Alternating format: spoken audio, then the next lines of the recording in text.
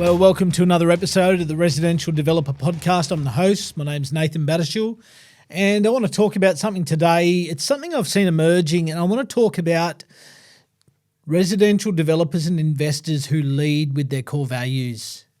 And we could go forever. We could create a whole year's worth of core values when it comes to projects and developments, but I want to talk about a couple of critical ones, I think, for the investors and developers who really understand this space and really develop respect and authority and become really terrific in this space. Because I think we live in a world these days where values are key and critical. And unfortunately, I get to see both sides of the coin because we do a lot of design and planning and executing and managing approvals. One of the biggest traits that comes back from neighbours and from people in the industry is that developers can't be trusted, developers are greedy, developers are, they don't have integrity, developers are happy to walk all over anyone, all these different things. And I'm not saying these things are correct, but these are the assumptions, these are the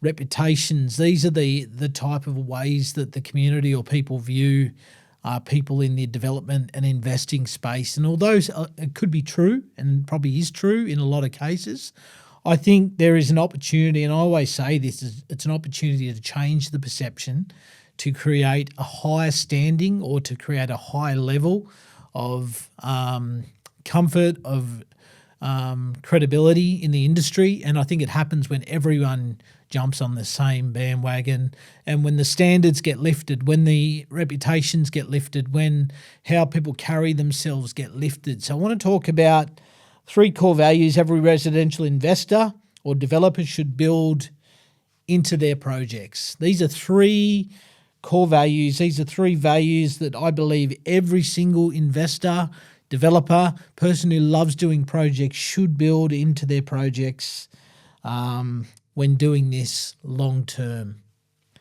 And the first value for me is becoming someone who has integrity in every decision.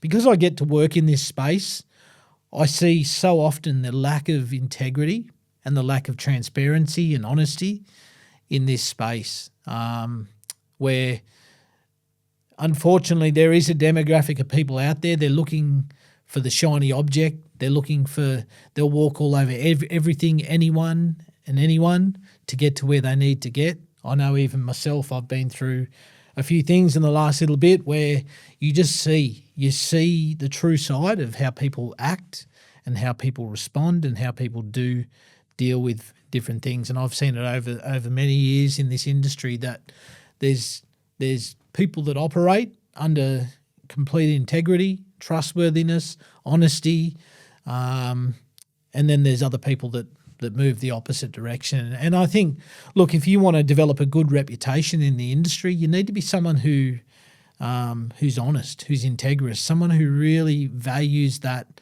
not just to tick a box, but it's someone who carries that in their everyday life. So I always say, how you act when no one's looking, it'll eventually seep out in how you do business, how you deal with people, how you treat people, and how you do things. And for me, when someone's dishonest, when someone's continually dishonest, it'll seep through everything they do, and they'll continue to do that in the way they deal with people, the way they treat people, the way they talk to people, and that sort of thing. So I think it's being integrous in everything you do. Unfortunately, there's people out there who don't pay their trades. They don't pay their consultants. They don't pay. They're constantly haggling on price, or they're constantly looking for ways to avoid payment. And then you've got like delaying payments and not paying on time and not delivering things when they said they'd deliver it. But then you've got people that for me, it's just about being honest and being integrous. Like I've seen developers where they'll say to an agent, look, if you help me get this off-market site, you can get the resales. And then all of a sudden, in the whole back of their mind, they had no intention of giving the resales, and then they're happy to go the other way. And over time, they wonder why they get a reputation in the industry as someone who no one wants to touch or go near because their word's not their bond. what they say and what they do are two distances apart. Now, if someone wants to deal that way and do business that way, that's their prerogative. And if they can sleep at night, if they can happily walk around in society and carry yourself in that manner, or where you've taken a builder, and I've seen this, another big one, where they've taken a builder on such a journey of doing so much work and so much feasibility work and pricing work and, and the whole way along they've had another builder in the background. They were just using that builder to compare prices. And look, some people have no issue carrying themselves that way, but I just think if you want longevity in the game, longevity in the industry, I always say the development industry it's a tight-knit group of people. There's a lot of camaraderie that comes in that space because people help one another. You get a lot of insecure people in this industry, but you get a lot of really secure people who know who they are, especially the good ones who know who they are and they're happy to give knowledge and help and because at some point someone helped them and they want to give back and they want to put back into people. So for me, integrity isn't just about, it's not a word. It's not just a core value or a word that you write.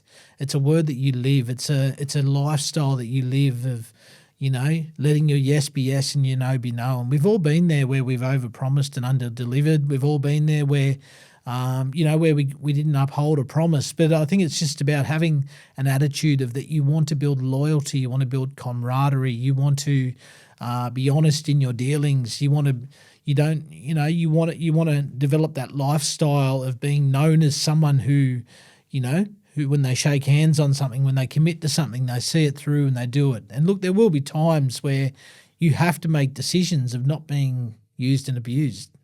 Being integrous isn't about being used and abused. Like if someone's doing the wrong thing towards you, you're well within your rights and you should stand up for yourself and you should be firm and you should be strong because you can't be a walkover in this industry. But one thing I've found is that bad news does travel fast, and when someone does things with a lack of integrity, with levels of dishonesty and levels of deceit and levels of, just really trying to undermine and do the wrong thing, it travels fast. It's very rife. It can be rife in the industry. And I just think that's one huge area. If you want to build long-term projects, if you want to be successful in this space, is to be known as someone who's integrous.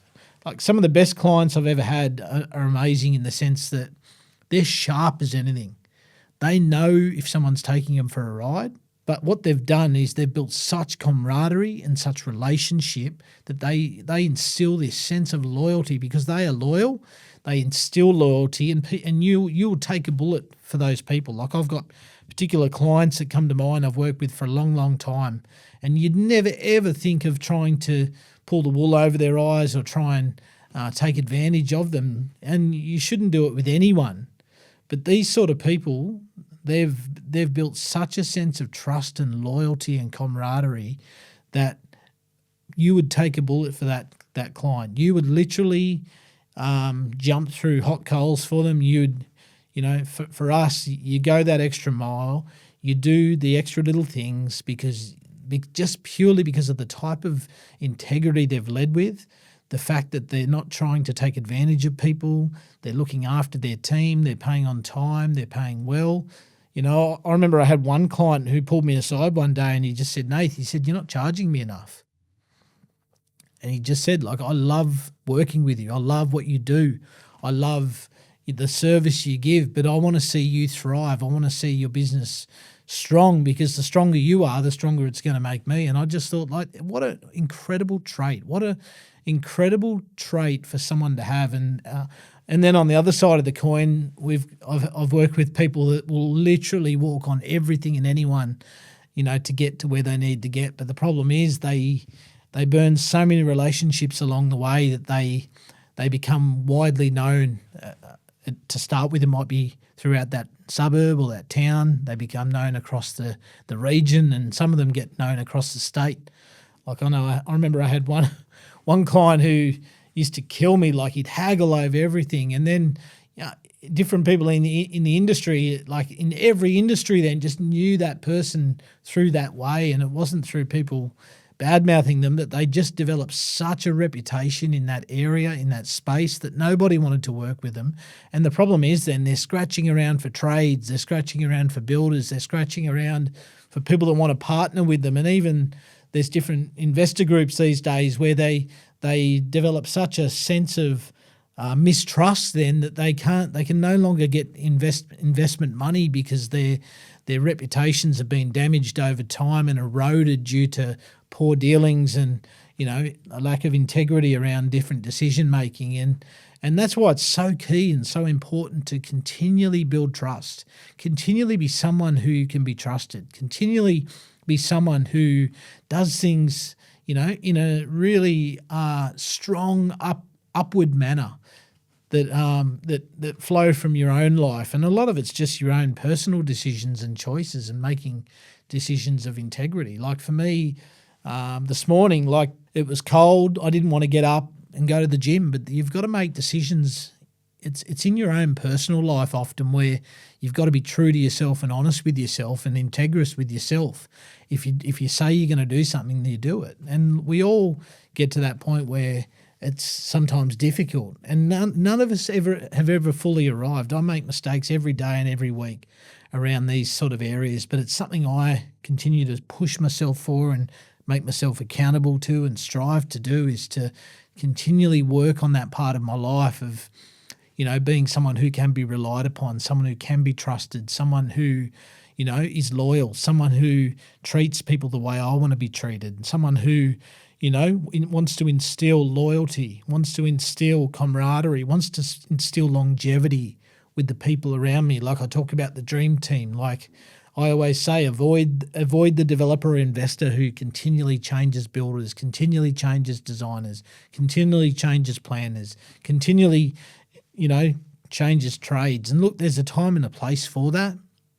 Because especially if you are dealing with someone in that space who has let you down or who has lacked integrity, obviously you have to put a line in the sand and make decisions.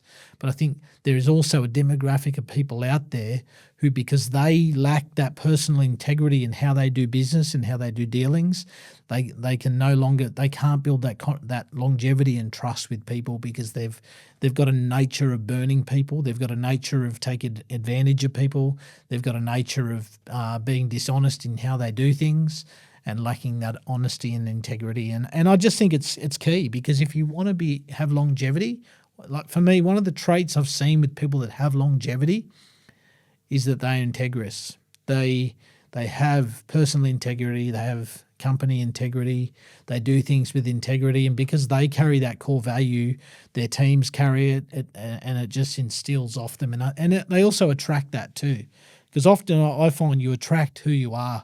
If you're someone who's dishonest, you'll often attract dishonest people around you. If you love using people and abusing people and taking advantage of people, I'll find you'll often attract who you are. The old saying, who you hang around is who you become. And that's where you've got to make decisions of not aligning yourself in that space. Like I've had to make decisions over the years of pulling away from alignments that I knew were not healthy for me or healthy for my company or healthy for my longevity, because of things that they either wanted us to do or decisions they wanted us to make, or the way they also saw them treat other people. And you've sometimes got to put a line in the sand and make a decision that you are not going to partake in that, you're not going to be a part of that, and you're not going to align yourself with that core value. And I think that's the advantage of when you know that, when you understand what your core values are, you will go after people who carry the same values. Like my favourite clients are the ones who carry similar core values and similar values of loyalty and trust and camaraderie and seeing one another do well and, and helping one another and building integrity and trust and honesty and, key feedback and, being someone who's a solution bringer, not just a problem pointer. And, all those sort of things, you attract that, you create that, but you also have opportunities to put a line in the sand and say, no, I won't partake in that. I won't be a part of that. I won't be involved in that. And that's just something I've learned in this industry, is it travels fast. When you treat people poorly, when you do the wrong thing, news travels fast, and it's very, very difficult. It can take years and years to build a reputation, and it can be torn down in 5 minutes just through a lack of integrity and a lack of honesty and a lack of authenticity. So for me, that's a huge value of integrity in every decision. Second value is long-term thinking over short-term wins. I think a lot of people look for the shiny object. They're looking for the quick wins. You've only got to go on Google or Instagram or LinkedIn these days, and you get hammered by these investor groups and different people just pointing these get-rich-quick sort of development schemes, and sharing these little snippets of people that have done certain things and generated this much money, $2 million or $3 million or 60% return or 50% return, 80% returns, all these things. And I get it, that's marketing. It brings people in, it pulls people in. But I think a lot of people are looking for the quick fix win rather than the long-term wins. And I think we obviously live in a quick fix environment now where people think that they want to be able to do things quickly with minimal effort, minimal time, minimal energy, minimal education. But one thing I've learned is it's not as easy as just getting that quick win. For me, yes, you can get lucky. You can do something and it just gets a massive shortfall in a short space of time. I remember seeing someone sharing about a deal they did, an option deal, and I think they made $1.2 million or something on their first deal, and that sort of became their selling point. And look, you can do that. And look, it's a rare thing. It can be done. But look, it is possible. But I think the danger is that everyone then gets the shiny eyes and they get the shiny object syndrome, and they think that they've just got to go out and get one option deal, sell it, make $1 million, or one property deal or one development that makes $800,000, and it's just not as simple and as easy as that. For me, a lot of education comes through the school of hard knocks. It comes through projects that work well, projects that didn't. It comes through rubbing shoulders with great people. It comes with building teams and camaraderie and building your dream team. Your dream team doesn't get built in 5 minutes. Like, it takes time. Time equals trust. And when you continually burn through your people, you don't take the time, you don't build the trust, you don't build the camaraderie down in the trenches where a project didn't quite work as well as it could have, and you're able to bring it with your team, and they've learned the lessons as well for the future. Whereas, like, I find a lot of people, they constantly going to different team, and then they constantly make the same mistake over and over and over again because they're not building the camaraderie in the trenches. They're not learning in the trenches. They're not getting battle hardened in the trenches of the day-to-day of projects. So I think that's a key thing is that longer-term thinking. Like, a lot of people are just looking at a project rather than sit down and map out a direction. Like, for some people it's designing the next decade or the next 2 decades of your life and reverse engineering how that looks, what that looks like. And it's so much better than just going one project at a time and not having a real long-term clear vision of where you want to be and what you want to be and what you want to do and how you want to do it. Whereas if you go backwards from there and you map out what do you want the next 20 years of your life to look like, and you reverse engineer your development strategy and your project strategy of what you want it to look like. How many products do you want to keep? Do you want to hold some? Do you want to rent some out? Do you want to sell product for a certain amount of years and then with the view you're going to hold some stock? Or whatever it looks like and however it looks, if you don't have a plan, you won't hit anything, and you'll just literally bounce from project to project, and you'll live reactionary rather than live by design. And you'll be living in that default mode, and you won't be having a clear strategy and plan of attack and plan of action. So you need to have that long-term vision, that long-term mentality of how you want to do it. When you've got that long-term mentality, you have a long-term vision of the people you want to align with. Like I spoke about earlier, like when it comes to integrity, you want to align yourself with people you enjoy working with as well. So, you're going to have your dream team. So your consultants, your designer, your planner, your builder, all the different moving parts, agents, you're going to have finance people.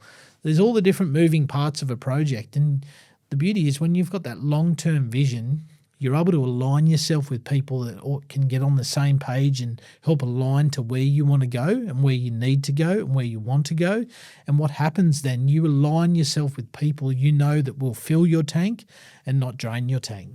The last thing you want to be is people that align with people you can't trust, align with people who don't carry your similar values, aligning yourself with people who don't have your best interests at heart, and aligning yourself with people who literally aren't going in the same direction that you're going. So you want to have people that you leave conversations with them feeling full of ideas, full of vision, full of possibilities for the future. And when you share your plan of attack of the things you want to do, the projects you want to do, you want to have people that are getting on board with that, aligning with that, but also people that care enough if they see that you're making a grave mistake, or if they see that you're maybe got a couple of blind spots, you want the right type of people around you and with you who will actually bring their experience to the table as well. And that's where experience matters, that they'll be able to speak honestly and they'll be able to speak with the authenticity to you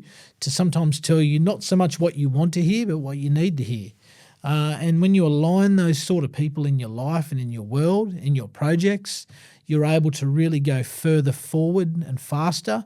Although it might be a slow process, it's actually faster in the long run because you're avoiding headaches and mistakes that you would have otherwise made if you just rushed through something without having that brain's trust, or having the knights at the round table alongside you, or having that camaraderie of people, battle-hardened people with you in your dream team who can actually help you strategize a plan of attack to move you forward. And the other core value I think is so critical for every developer and investor to have is respect for people and relationships. Obviously, I've already touched on this a little bit, but for me, relationships are one of the most vital things that you will ever have when it comes to projects. For me, the best of the best of the best of the best investors and developers, people doing projects I've met, are people who value relationships. Doesn't mean that you need to be best mates or socialise, or that your families need to get together, or your kids need to hang out, or you go over to each other's houses for barbecues, although that often does happen. You need to be someone who respects and values relationships and people. You need to respect people. Be respectful of people's time. Be respectful of people's resources. Be respectful of people's skill sets. Be respectful and value what people bring to the table. Value what they contribute to what you do. See, a lot of people, I think developers are one of the worst, and I think it's why they do have a bad reputation in a lot of ways, is because they are happy to walk all over people and they purely see people as a destination and they see them as a stepping stone to get where they need to get. And I think it's an area we can really change in this industry. And thankfully, there's so many great people out there that are walking this journey, that are living this journey, and that are doing this journey where they are treating people well. They are looking after people. They're treating people not like a number. And I see it every day now. Like, I can see it even when my BDM is working with prospects. The moment I just see a sniff of lack of respect and lack of care towards another human being, towards my BDM, I'm just like, I'm not interested in working with that sort of person. Because if they're doing that now, this is where they're trying to put their best foot forward to see if we're the right fit for them and they're the right fit for us. If they're walking all over people and treating people with disrespect and rushing and, trying to be tricky and sneaky to try and save a bit of money, or to be sneaky to try and get you to agree to something that can't be done and then fire it back in your face later on. Like, do you really want to work with those type of people? I don't believe so. And I think, unfortunately, some people, because they are short-sightedness, because they carry core values that maybe don't align, they can have an attitude and a lack of respect for people and relationships. And I just find those sort of people don't last long. And if they do last, but they last alone. And unfortunately, it's a lonely journey because they never build camaraderie, they never build relationships, they never build a sense of loyalty, they never build a trust among people, so they continually lead suspiciously, they continually have to either micromanage or they continually have to use threats to drive results because they haven't earned trust and they haven't built trust by building relationship. And for me, those type of people, they continually run off their feet. The reason being is because they continually have to watch their back, because in their mind, they're so good at taking advantage of people and pulling the wool out from under people. They think everyone else around them is going to act the same way. And as a result, they just wear people down. They burn people down. And it gets to the point where they develop a reputation of in the industry of just someone to avoid, someone to stay away from. And that's where they need to just become so ruthless to try and, to move forward and to advance. So, for me, it's just as simple as treat people how you want to be treated. If you want to be treated with respect, treat others with respect. I've had some staff over the years where they've told me about scenarios where they work for bosses who just would absolutely berate them and tear shreds off them. And for me, 99% of people move forward through encouragement. I've got a saying, no one ever went backwards from encouragement. How hard is it to encourage people? And I've had to do it over the years where, if I've had a staff member that is happy to berate someone in front of other staff, it's not on. It's not the culture we want to build, because you treat people the way you want to be treated. How you treat people is a sign of the type of person you are. If you treat people with respect and kindness, if you give people opportunity, if you let people make mistakes, but also be there to help them navigate those mistakes and move forward, it's a huge trait. And I just think that a lot of people they want to be treated well, but in return they don't want to treat others well. And I just think it's a trait that needs to be really rectified and worked on and improved in the industry. And for me, the best of the best of the best investors and developers doing projects who do well, I find have this down to a T, where they treat people exceptionally well, where they treat people with honour, with respect, and even if they do have to have a confrontation, if they have to deal with a conflict, or if they have to deal with a problem, that they'll do so in a respectful way. That the best people I've found, they don't sit there and berate someone or put someone on show in front of everyone else. They'll do things in a very respectful manner, understanding that, hey, your reputation of being a relationship builder is more important than someone who is happy just to walk all over everyone and anyone. Now, look, it's a fine line, because you do need to be strong in this industry, because there are people out there that will take advantage of it otherwise. You need to be strong, but there's nothing wrong with being strong and firm, but also being kind. It's, for me, it's not hard to be kind in our world. It's not hard to be respectful. At times I've even had to pull myself up when, let's use council, for example. It's so easy to jump into a council meeting and absolutely berate and tear shreds and rip into someone who's one cog in a sometimes broken or poorly operating system, only to realise, look, it's not just that person. They're working in a system that has a whole lot of red tape, a whole lot of deficiencies that possibly are impacting them. And it's just reminding yourself that, hey, they're humans. They're going home to a wife or a husband or a family or a partner or kids of an evening, and they're trying to live their best life and live a life of purpose and meaning and fulfillment, just like you are. And it's for me, it doesn't cost you anything to treat people nicely, to treat people with respect and treat people well. There's no reason why you can't be a strong leader, a firm leader, but also a kind leader. Because for me, they're the best leaders, I believe, these days, are leaders who are firm, who are strong, who know where they need to go, who aren't afraid to have sometimes some robust conversations and confrontations. There's nothing wrong with that, but I think it's so key and critical to also be someone who has respect for people. honesty with people, treats people really well. And if you do that, I can tell you now, if you carry that value, you will build longevity in this industry and you'll be someone who is respected.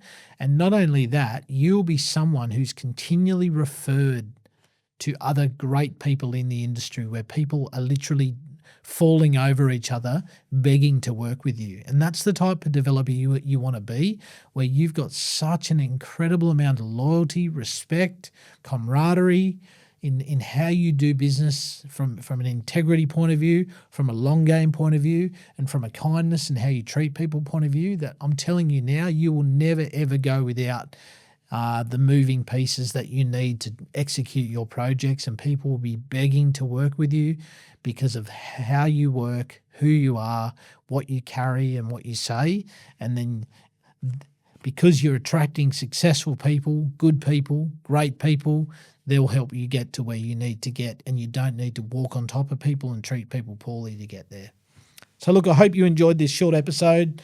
For me, they've extremely key core values. I encourage you, even just in your own development journey, just off the back of this episode, write down, give yourself a rating or give yourself a bit of a score, or look at areas of strength where you're strong in those 3 core values and some areas where possibly there's some deficiency, and maybe set yourself a goal and look at how you can improve in that space to first and foremost improve personally, but also improve in your development journey as well to be someone who builds longevity. So as usual, like, share, subscribe. Hope you enjoyed this episode, and we'll see you next week.